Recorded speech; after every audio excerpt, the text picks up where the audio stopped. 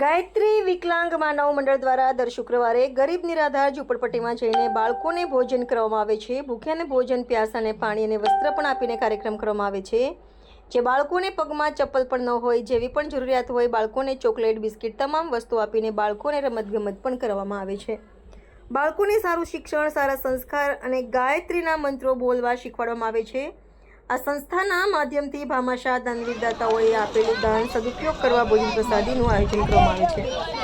સંસ્થાના સ્થાપક રૂક્ષ્મણી દેવીએ જણાવ્યું, ગરીબ નિરાધાર બાળકો ખુશ થઈ જાય એવી મા બાપના આશીર્વાદ આપે છે. ગાયત્રી વિકલાંગ માનવ મંડળ દ્વારા દર શુક્રવારે ગરીબ નિરાધાર ઝૂંપડપટ્ટીમાં જઈને બાળકોને ભોજન કરવામાં આવે છે. ભૂખ્યાને ભોજન, પ્યાસાને પાણી અને વસ્ત્ર પણ આપીને કાર્યક્રમ કરવામાં આવે છે.